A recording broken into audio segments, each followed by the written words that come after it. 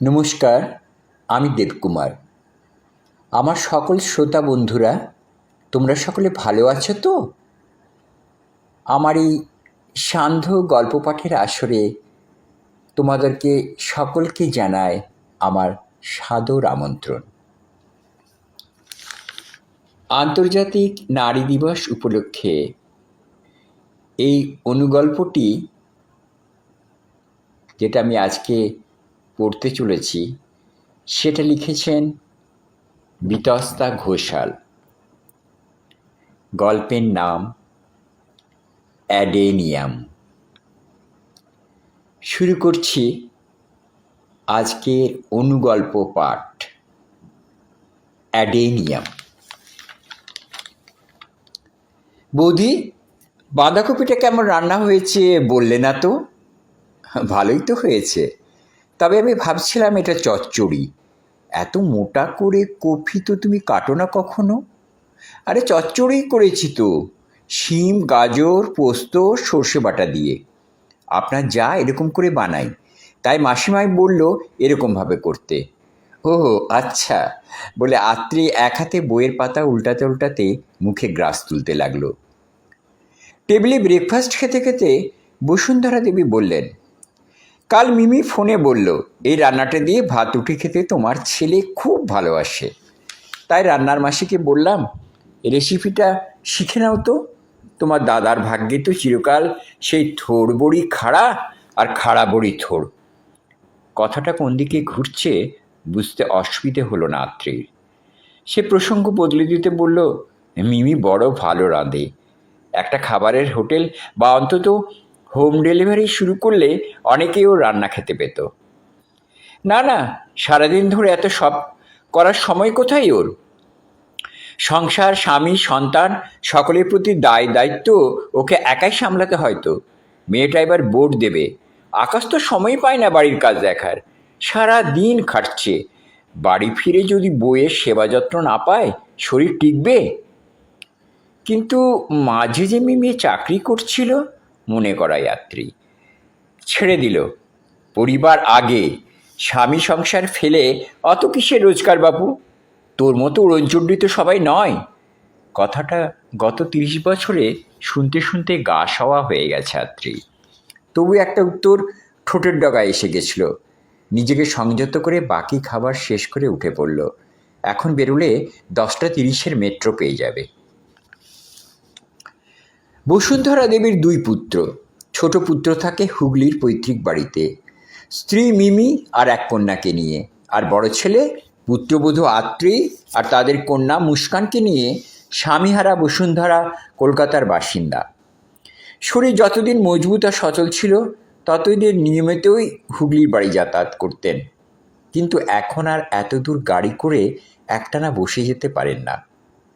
তাছাড়া সেখানে বাথরুম বাগানের দিকে, আগেকার দিনে নিয়ম মেনে মূল ভিটে থেকে একদম বাইরে।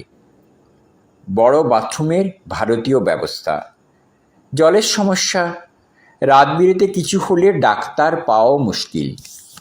ফলে মন সেখানে পড়ে থাকলেও দেহ এখানেই। আত্রি বহুবার দেওর যাকে বলেছে, মাকে কদিন ঘুরিয়ে নিয়ে আসি বাড়ি থেকে। বারবার তোদের কাছে যাওয়ার কথা বলেন।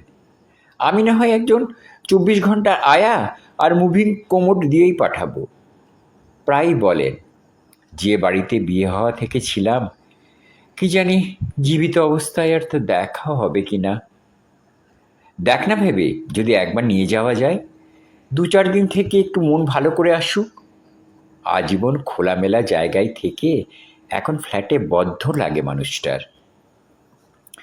বেশ, একবার তোমার ভাইয়ের সঙ্গে আলোচনা করে জানাই, বলেছে মিমি।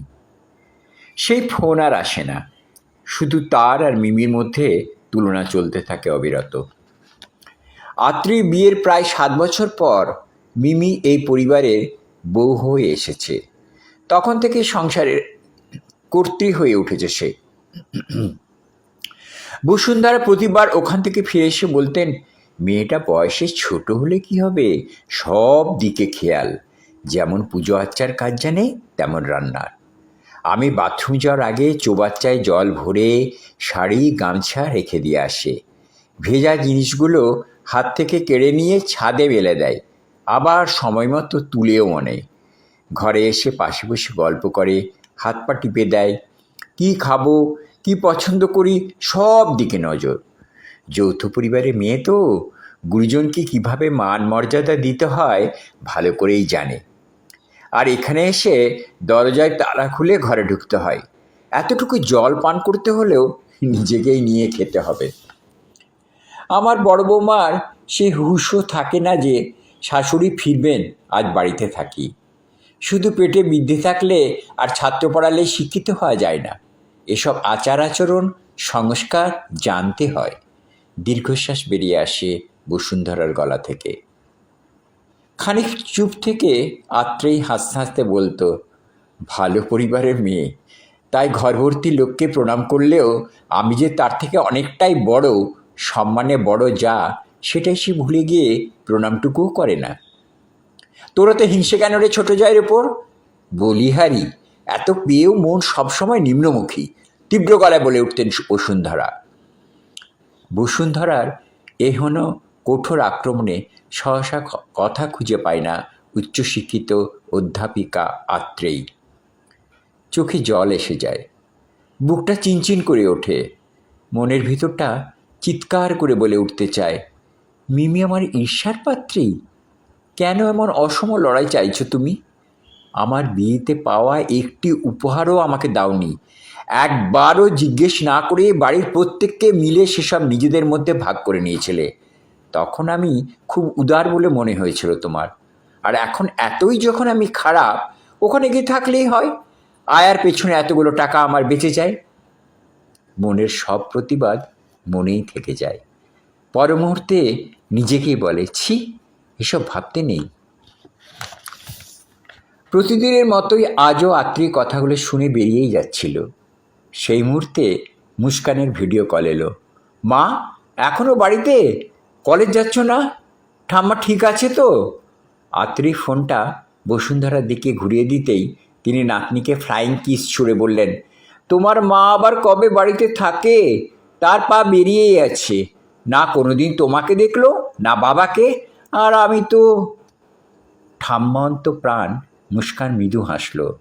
তারপর তাকে কথা শেষ করতে না দিয়েই বলল, সামান্য পেনশনভোগী বৃদ্ধা অসুস্থ শাশুড়িকে সব রকমভাবে ভালো রাখতে গেলে দুজনে রোজগার না করলে চলবে তো ঠাম্মা?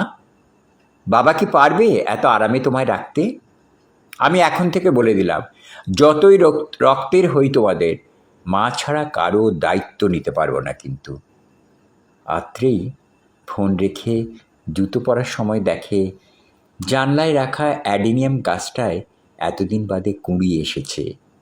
সে ফিসফিস করে বলল, শুধু রক্ত দিয়ে নয়, ভালোবাসলে একদিন ঠিক ফুল ফুটবেই। নমস্কার, আবার দেখা হবে তোমাদের আগামী দিনে সান্ধ্য গল্প পাঠের আসরে। ততদিন তোমরা সবাই ভালো থেকো, সুস্থ থেকো।